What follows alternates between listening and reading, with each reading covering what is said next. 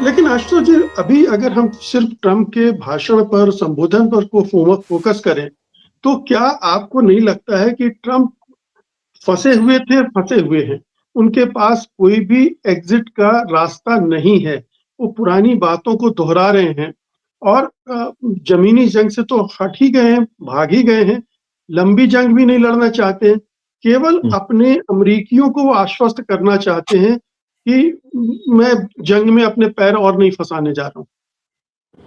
नहीं, मुझे लगता है मुकेश जी, जो बात ट्रंप ने कही जिसका सब लोग इंतजार कर रहे थे, उसमें एक चीज बड़ी महत्वपूर्ण थी। जो करीब 19 मिनट का उनका भाषण था, उसमें बार बार अमेरिकन को कन्विंस करने की कोशिश कर रहे थे कि देखिए, इस युद्ध से जो कह रहे हैं कि मैं फंसा हुआ हूं या इस युद्ध से अमेरिका का बहुत नुकसान हो रहा है, वो बार बार बताने की कोशिश कर रहे थे कि जब when I took over as a president, तब अमेरिका क्रिपल्ड था, उसकी इकोनॉमी की हालत बहुत खराब थी, और आज हमने उसको दुनिया में एक बहुत सबसे मजबूत देश बना दिया, सबसे आर्थिक स्तर पर सबसे मजबूत देश बना दिया।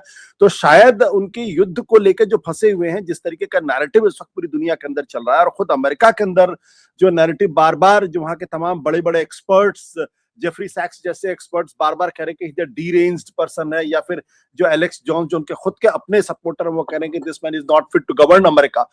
इसके अलावा अगर आप जॉन मेस्मर को सुने, तो सारे के सारे एक्सपर्ट एक राय में सिर्फ ये बात कह रहे हैं कि दरअसल ट्रंप ने अमेरिका को फंसा दिया है और वो अमेरिका को तबाही की तरफ लेके जा रहे हैं। और आज जो बातें उन्होंने कही, मैं खान साहब की इस बात से पूरी तरीके से सहमत हूं। अगर उसको ध्यान से देखें, तो जो मार्को रूबियो ने 2 दिन पहले अल जजीरा और एबीसी को कहा था, जिसमें उन्होंने कहा था कि हमारे इस युद्ध के 4 बड़े मकसद थे। पहला मकसद था the destruction of Iran air force, दूसरा मकसद था destruction of the navy force, तीसरा डिस्ट्रक्शन था severe diminishing of its capability to launch missiles, और आखिरी था destruction of its military industrial industries. लगभग वही बातें इन्होंने कही है कि हमने ईरान को स्टोन एज में पहुंचा दिया है।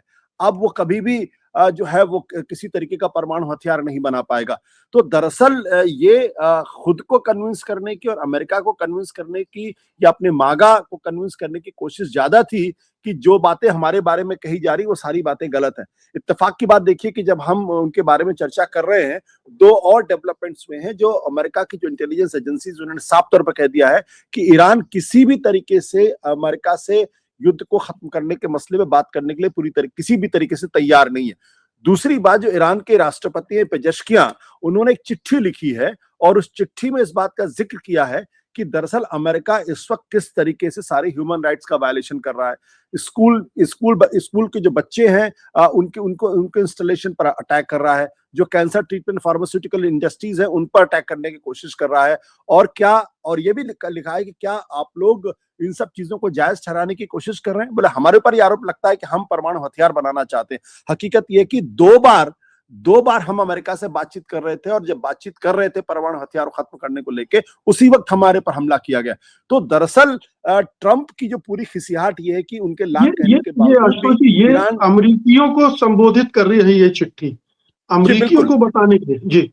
जी बिल्कुल। जो ईरान के राष्ट्रीय पेजेश्कियां ने एक चिट्ठी लिखी है, जो ईरान के मीडिया ने जारी की है, जिसमें साफ तौर पर मैं आपके दर्शकों के लिए मैं उसको पढ़ने की कोशिश करता हूं। मैंने अभी उसको देखा थोड़ी देर पहले, जिसमें उन्होंने ये कहा है, हाँ, does the massacre of innocent children, the destruction of cancer treatment pharmaceutical facilities are boasting about the bombing a country back to the stone age serve any purpose other than further damaging United States global standing. तो ईरानियों को भी इस बात का मालूम था कि ट्रंप दरअसल इस नैरेटिव को खत्म करने की कोशिश करेंगे। उस नैरेटिव को पुष्ट करने के लिए पेजेश्कियां ने चिट्ठी लिखी। तो ये एक तरीके से कह सकते हैं कि दरअसल एक ट्रंप बुरी तरीके से फंसे हुए हैं, उनको समझ में नहीं आ रहा है यहां से निकले कैसे, तो एक नैरेटिव बिल्ड करने की कोशिश करें। मार्को रूबियो ने 2 दिन पहले बात की थी, और इसी के साथ साथ उनको यह भी लग गया कि चूंकि ईरान झुकने वाला नहीं है, इस पूरे मसले पर कोई रास्ता निकालने की कोशिश करने वाला नहीं है, इसलिए कोई ना कोई अभी से एक नैरेटिव बिल्ड करिए, ताकि आने वाले समय में उनको वहां से निकलना आसान हो सके।